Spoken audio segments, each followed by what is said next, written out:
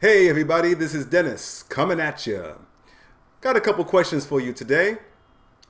How many of you want to experience pleasure? Yeah, think about your answer. Yeah. How many of you want to experience happiness?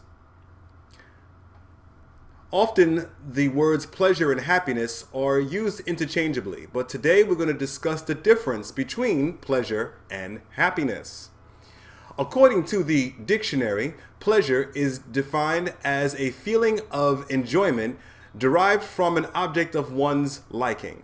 So, roughly, that means that pleasure is often outside of us. We get it from outside, and it's often temporary. Happiness is defined by the dictionary as a feeling of well being, joy, and contentment about one's life.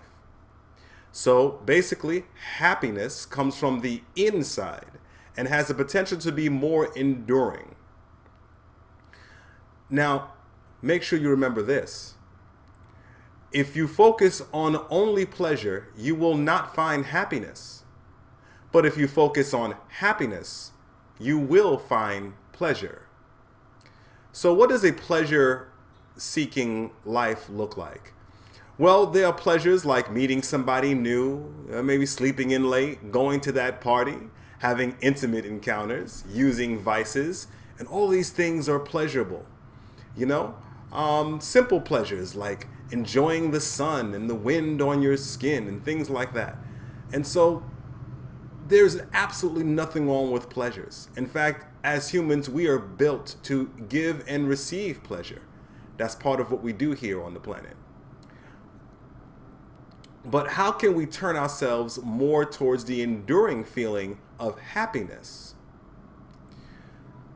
So there are several ways we go about pointing ourselves towards happiness, because happiness is an inside job. But I got 3 tips here for you right quick, and these things should help you get on the way towards happiness. The first thing is realign. Realign yourself to your values and principles. What do you believe? Are you living your values right now? Do you do in life what you say your values are? Are the pleasures you're seeking aligned with the things you believe in? So realign yourself to your values. Go inside and give yourself a checkup. The number 2 thing to do to point yourself towards happiness is putting it behind, putting all the negativity behind, the things that people did to you in the past, the person that insulted you. The person that disrespected you, the lover that broke your heart 10 years ago. Also put behind all that negative thinking. You know what I mean? All the thinking that tells you that you're not good enough, that you don't have everything, that you'll never measure up. Put all that behind you, because that's blocking your happiness. Now, believe me, as someone that used to think like that, someone who's thinking negative, and I used to complain a lot and go, why me? And compare myself to others and things like that. That doesn't support happiness, because you're spending too much time outside of yourself and putting yourself down. So the third thing you do to point yourself towards happiness is expand your mind. And when I did this, it was immensely helpful. Get out of your own head and commit yourself to something larger than you. Volunteer for an organization. Give to a charity. Devote yourself towards a cause that you really deeply care about, which circles us back around to aligning yourself to your principles.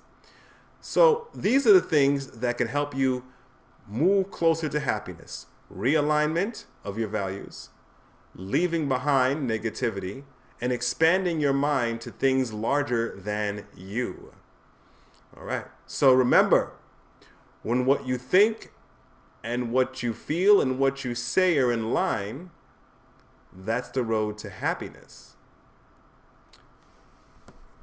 When you seek only pleasure, you will not find happiness. When you seek happiness, you will find pleasure.